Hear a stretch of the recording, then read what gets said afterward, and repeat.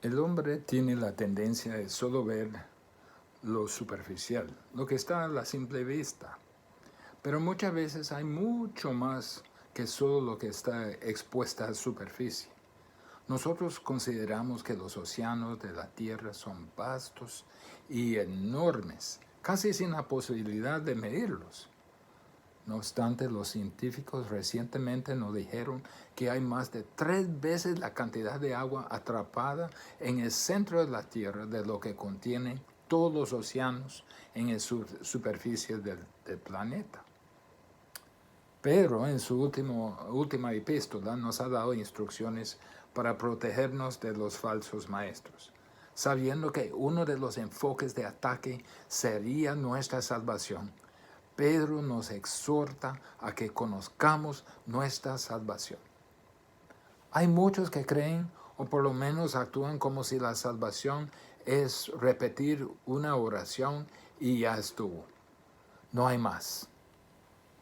Piensan que ya han hecho el trámite. Pero ¿sabía usted que hay mucho más que ocurre en la salvación que solo pedir a Jesús que le salva? Hay muchísimo más que está ocurriendo en esta majestuosa, trascendente obra de Dios de lo que uno observe en la superficie. Para defendernos de la falsa enseñanza, debemos estar fundamentados, empapados, saturados con todo lo que ocurre en la salvación, todo lo que la salvación logra y todo lo que implica. ¿Sabía usted que la salvación empieza con Dios? Dios es santo, Dios es justo, Dios es sin pecado, vive en total sintonía de su naturaleza en perfecta santidad. No puede tener el pecado en su presencia. Dios creó al hombre a su imagen para tener comunión con él. Lo creó perfecto, lo creó sin pecado. El hombre desobedeció, dejando que el pecado entrara en la raza humana, convirtiéndose en pecador, con una naturaleza, una tendencia al pecado. La naturaleza pecaminosa no vino de Dios. Dios no la creó. Fue la consecuencia de su rebeldía contra Dios. Esta naturaleza pecaminosa se pasa a todos los hombres desde el momento de la concepción. Es decir, nacimos pecadores. Salmo 51:5. He aquí, en maldad he sido formado, y en pecado me concibió mi madre. Romanos 5:12. Dice, por tanto, como el pecado entró en el mundo por un hombre, y por el pecado la muerte, así la muerte pasó a todos los hombres por cuanto todos pecaron. Pasó a todos los hombres. Dios, por su santidad y por su justicia, tuvo que aplicar consecuencias al hombre, ahora pecador. El hombre queda separado de Dios. La santidad de Dios exigió que todo pecador sea separado de su santa presencia, esa criatura que creó para tener comunión con Él. La Biblia describe al hombre como perdido, ciego, muerto, inmundo, condenado bajo la ira de Dios, hijo de desobediencia, hijo de Satanás. Eso es lo que se convirtió el hombre. Su justicia, la justicia de Dios, exige que el pecador pague la condena sin parcialidad. Dios intervino. Dios escogió rescatar al hombre. Dios escogió el plan de salvación antes de la fundación del mundo. En su soberanía y propósito, Dios hizo un plan para salvar al hombre. Escogió enviar a su Hijo. Escogió sacrificar a su Hijo. Escogió unir a los creyentes en su Hijo, santificar a los creyentes por medio de su Hijo y glorificar a los creyentes por medio de su Hijo. Antes de la fundación del mundo, Dios escogió a los que serán salvos. Mire lo que dice en Efesios 1:4. Según nos escogió en Él, eso es Cristo, antes de la fundación del mundo, para que fuésemos santos y sin mancha delante de Él. Juan 6:37 dice, todo lo que el Padre me da, vendrá a mí, y al que a mí viene, no le echo fuera. Yo sigue trayendo a los que han de ser salvos. Todos estamos bajo la condenación de Dios. Nadie merecía o merece ser salvo, ni lo deseo, a menos que Dios ponga ese deseo en su corazón. Juan 6:44.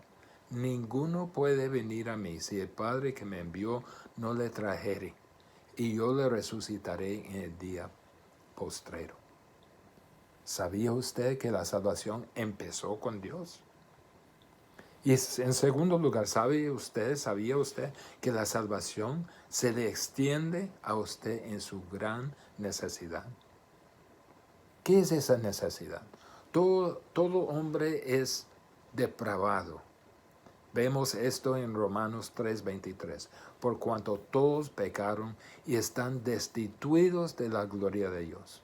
Dios nos ve, siendo nosotros pecadores, Dios ve nuestra condición.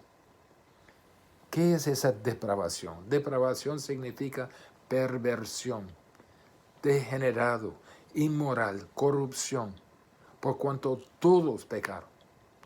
Hay muchas ideas erróneas de lo que es la depravación. No significa que el hombre no salvo no tiene ningún impulso para hacer el bien. No significa tampoco que el hombre no salvo nunca hace nada bueno conforme a las normas humanas. No significa tampoco que el hombre no salvo es tan malo que posiblemente puede ser. No significa que el hombre no salvo necesariamente hará cada forma de pecado que existe. Pero sí significa que Dios no hay nada que lo permite al hombre estar en la presencia de Dios Santísimo. El hombre por naturaleza es depravado. ¿Qué significa eso? Todo hombre tiene potencial de cometer el más vil pecado, a pesar de lo que dice el corazón. El corazón de cada hombre es igualmente engañoso. ¿Se acuerda de Jeremías 17:9?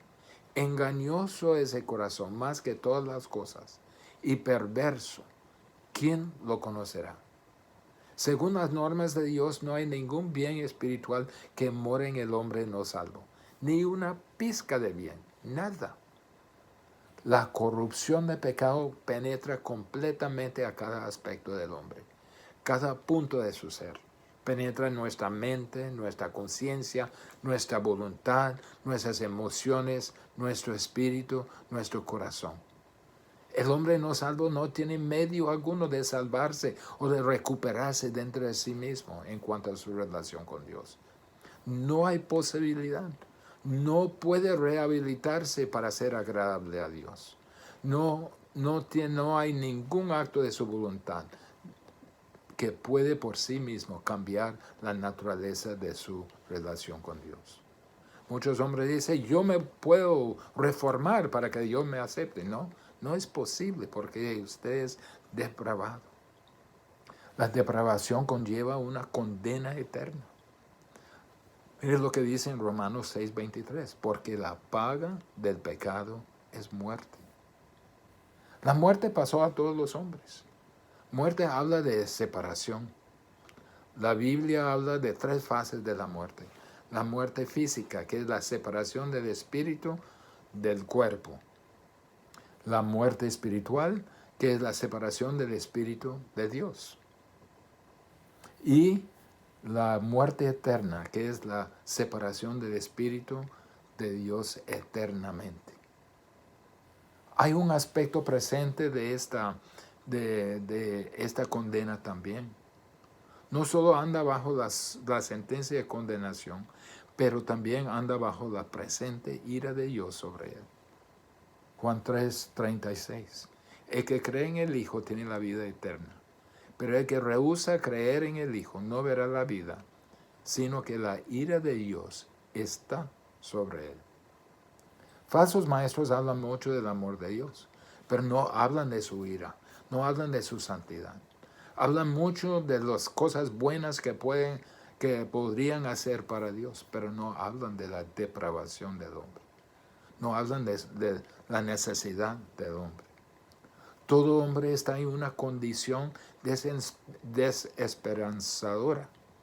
Está en un callejón sin salida. Desesperadamente necesita la salvación. El hombre nace pecador, es depravado, es separado de Dios, es condenado a una eternidad en tormento, sin Dios, sin esperanza, sin remedio. No posee nada en sí mismo que pudiera agradar a Dios. Por sí mismo no puede de ninguna manera cambiar esa condición.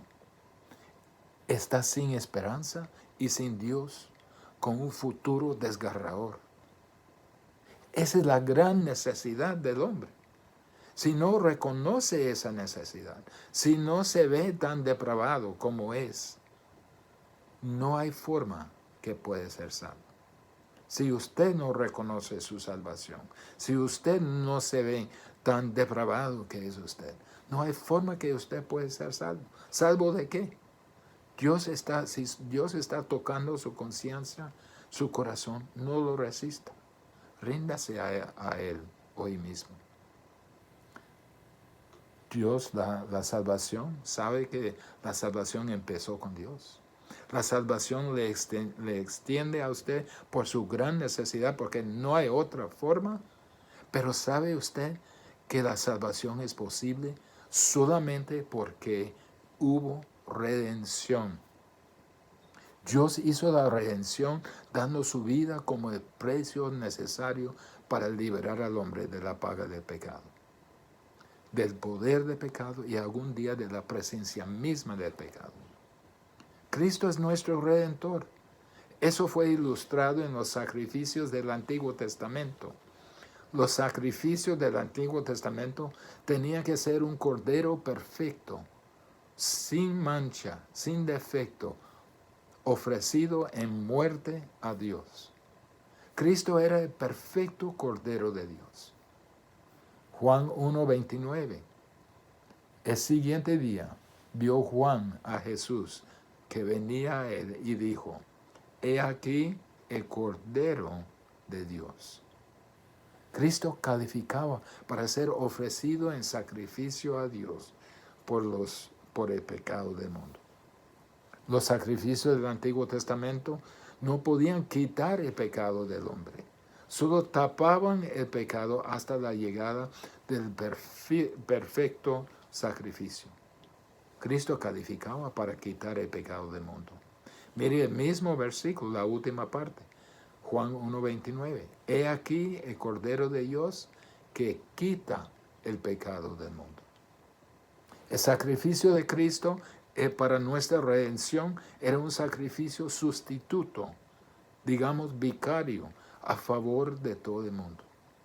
Los que no podían salvarse por sí mismos, los que son condenados, los que no tienen nada de valor, Cristo se ofreció para pagar su precio. Primera de Juan 3:16 y la primera parte. En esto hemos conocido el amor, en que Él puso su vida por nosotros. Gálatas 1:4. El cual se dio a sí mismo por nuestros pecados, para librarnos del presente siglo malo, conforme a la voluntad de nuestro Dios y Padre. Y Romanos 8:32, la primera parte. El que no escatimó ni a su propio Hijo, sino que lo entregó por todos nosotros. El sacrificio de Cristo fue para redimirnos, fue un sacrificio sustituto. El sacrificio de Cristo para redimirnos fue suficiente para todo el mundo. Dice que Cristo murió por todos. Primera de Juan 2:2. Y Él es la propiciación, quiere decir satisfacción por nuestros pecados. Y no solamente por los nuestros, sino también por los de todo el mundo. Primera de Timoteo 2:6. El cual se dio a sí mismo en rescate por todos, de lo cual se dio testimonio a su debido tiempo. Y Hebreos 2:9. Pero vemos a aquel que fue hecho un poco menor que los ángeles, a Jesús coronado de gloria y honra a causa del padecimiento de la muerte, para que por la gracia de Dios gustase la muerte por todos. Ahora, usted dice entonces que todos son salvos. No todos son salvos, pero todos tienen la misma oportunidad de ser salvos. El pago ya se hizo, y aunque algunos no lo aceptan. El sacrificio de Cristo es suficiente para todos, pero eficiente para los que creen. ¿Sabía usted que la salvación empezó con Dios? Que la salvación se nos extendió por causa de nuestra gran necesidad. Y sabía que la salvación es posible porque hubo una redención. Y sabía que la salvación solo se recibe por la fe que solo Dios da. Mire lo que dice Filipenses 1:29. Porque a vosotros os es concedido a causa de Cristo. Porque Cristo nos redimió, podemos recibir la fe que nos salva. La salvación se recibe por medio de la fe. Hebreos 11:6. Pero sin fe es imposible agradar a Dios, porque es necesario que el que se acerca a Dios crea que le hay y que es galardonador de los que le buscan. La salvación se recibe por medio de la fe. La fe para poder creer es un regalo de Dios. Otro versículo bien familiar a nosotros, Efesios 2:8. Porque por gracia sois salvos por medio de la fe. Y esto no de vosotros, pues es don de Dios. En 2 de Pedro, el primer versículo de capítulo 1. Estoy leyendo de la Biblia de las Américas para que enfatice lo que dice. Simón Pedro, siervo y apóstol de Jesucristo, a los que han recibido una fe como la nuestra, mediante la justicia de nuestro Dios y Salvador Jesucristo. No es fe humana, no nace de nosotros, viene de Dios. No es suficiente solo decir, yo creo. Requiere dejar nuestra incredulidad. Eso es lo que quiere decir arrepentimiento. Dejar nuestra incredulidad y nuestro egoísmo y poner toda nuestra confianza en la provisión de Dios para nuestra salvación. Es abandonarnos en Él. Ninguno puede creer a menos que Dios le da la fe para creer. Él nos da la habilidad de creer. Dios inicia la fe cuando el Espíritu despierta el alma muerta a su condición depravada y a la provisión de Dios para ello en respuesta a la escucha de la verdad de Dios en su palabra. Dios despierta y extiende la fe para que podamos creer. La salvación solo se recibe por la fe. ¿Sabía usted también que la salvación imparte justificación a los que creen? Justificación no es pasar por alto lo que somos o lo que hemos hecho. No es pretender que no existió. Romanos 3:24, siendo justificados gratuitamente por su gracia, mediante la redención que es en Cristo Jesús. Dios me justificó. La justificación es aquel acto judicial de Dios por el cual declara justo al pecador y lo trata como justo. La justificación no le hace al pecador inocente, no le hace al pecador sin pecado. Por causa de la redención de Cristo y la nueva relación que tiene el pecador con Cristo, Dios lo declara justo delante de los ojos de Dios porque el precio ya se había pagado. Por eso, la justificación no es por obras. Romanos 3:20. ya que por las obras de la ley ningún ser humano será justificado delante de él, porque por medio de la ley es el conocimiento del pecado. La justificación es gratis a todos los que creen. Miren Romanos 3, versículo 22 y la primera parte de versículo 24. Primero, la justicia de Dios por medio de la fe en Jesucristo para todos los que creen en Él, porque no hay diferencia. Y después dice, siendo justificados, en versículo 24, siendo justificados gratuitamente, gratuitamente por su gracia. El fundamento de esa justificación es la muerte de Cristo. Romanos 5:9, pues mucho más estando ya justificados en su sangre, por él seremos salvos de la ira. Porque Dios pagó la paga de mi pecado, Dios puede declararme justo. Porque ya se hizo la paga. Dios pagó. Cristo pagó en la cruz. Recibimos nuestra salvación por medio de nuestra unión con Cristo. Romanos 5, otra vez, versículo 1. Justificados pues por la fe, tenemos paz para con Dios por medio de nuestro Señor Jesucristo. El Espíritu Santo une al creyente a Cristo y le pone en el cuerpo de Cristo. 1 Corintios 12:13, porque por un solo Espíritu fuimos todos bautizados en un cuerpo, sean judíos o griegos, sean esclavos o libres. Esta unión resulta en la imputación de la justicia de Cristo a la cuenta del creyente. 2 Corintios 5:21. Al que no conoció el pecado, por nosotros lo hizo pecado, para que nosotros fuésemos hechos justicia de Dios en él.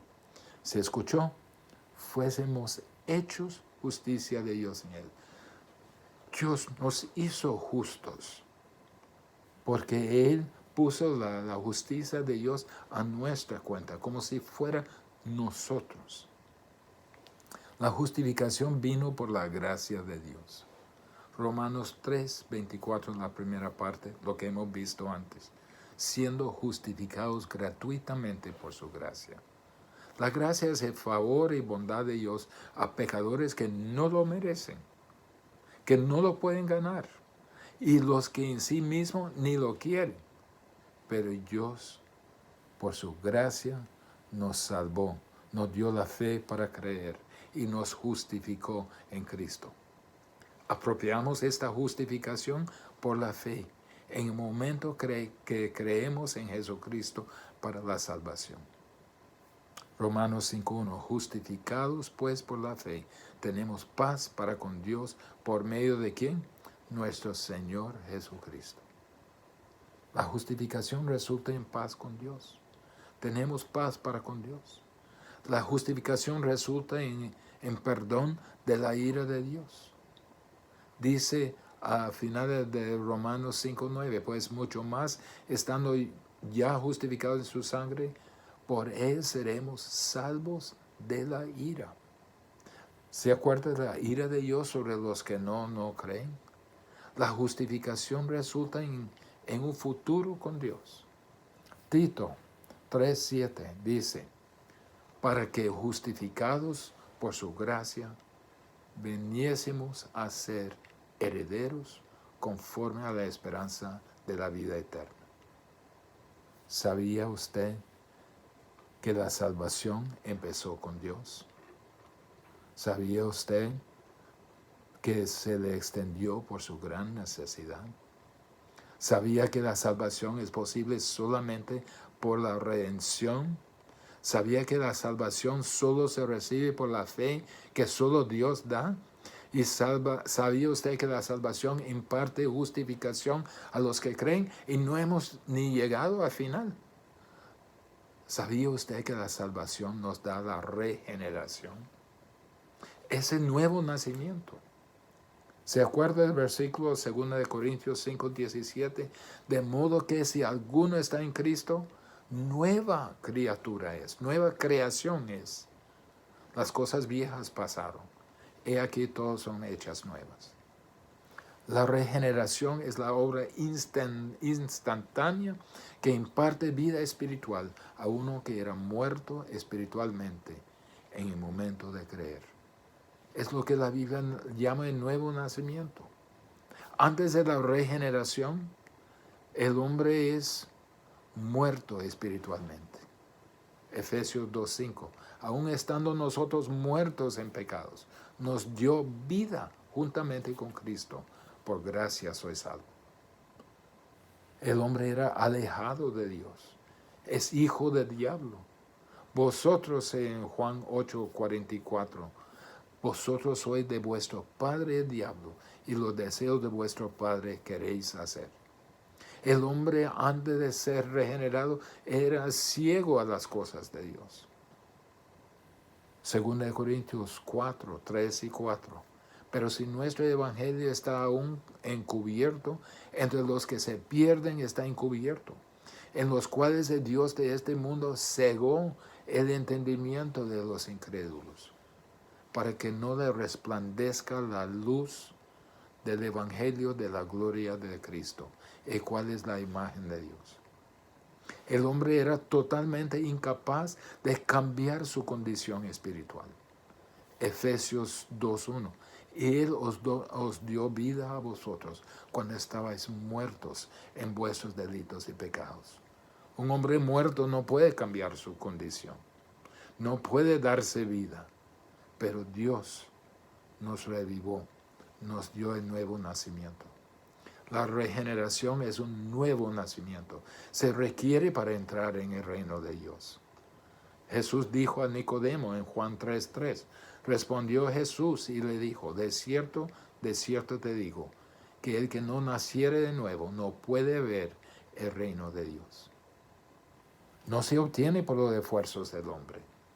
Juan 1:13, los cuales no son engendrados de sangre, ni de voluntad de carne, ni de voluntad de varón, sino de Dios.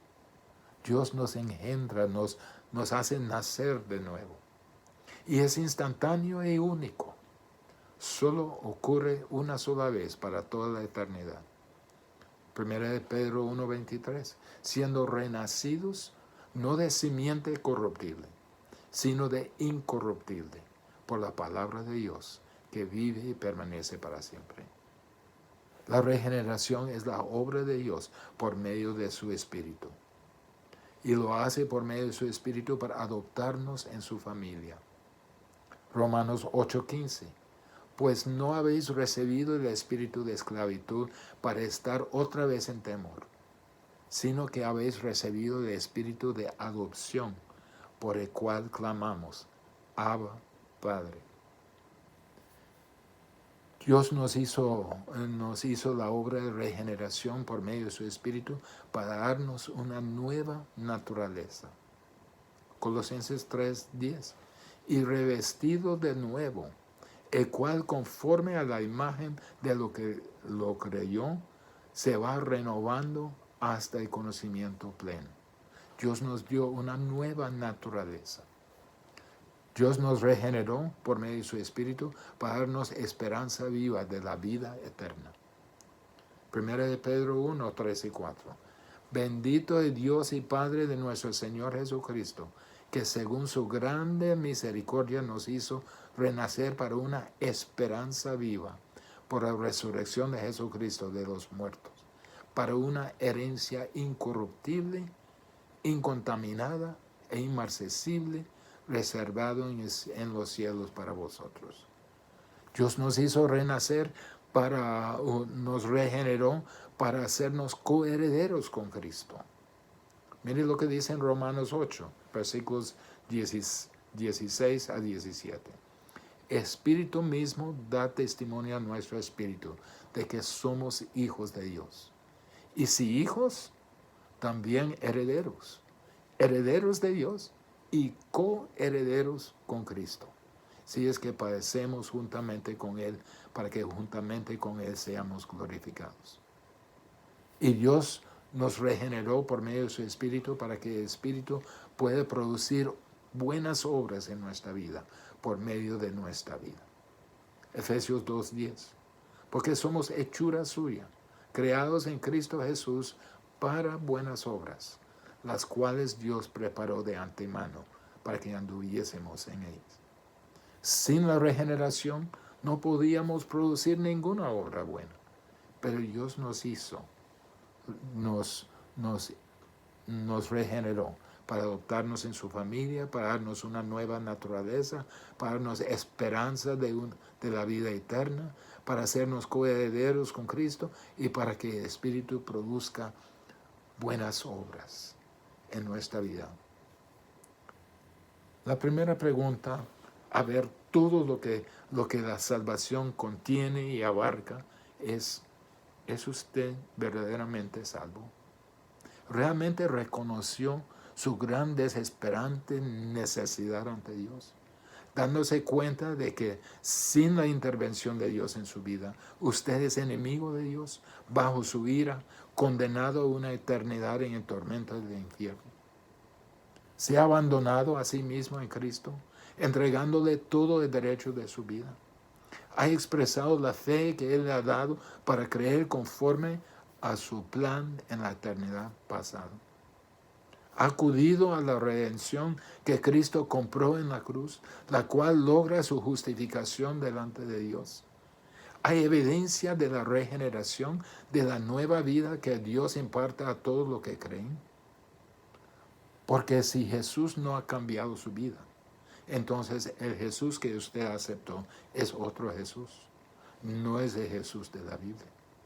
¿Es esa salvación? ¿Es esa la salvación que usted ha recibido? Si usted, por el otro lado, si usted tiene la seguridad de que es verdaderamente hijo de Dios, ¿es esta la salvación que usted ofrece a los que no son salvos? Falsos maestros hablan mucho, como hemos dicho, del amor de Dios, pero no hablan de su juicio, de su santidad, de su justicia. Dan una vista torcida de la salvación. Depende en que muchos no se profundizan en cuanto a la salvación. La ignorancia de las Escrituras, de lo que enseña la palabra de Dios, especialmente sobre la salvación, es la raíz de todo error. Y le hace al hombre indefenso en la mano del diablo. ¿Es usted preparado para presentar la salvación en todo su esplendor y la responsabilidad a presentarlo a los que se están pereciendo? ¿Vive la realidad de su propia salvación como poderosa ilustración de todo lo que Dios puede hacer para uno? Si se arrepiente, acude a Dios para ser rescatado de su gran necesidad. Quisiera terminar con 2 versículos.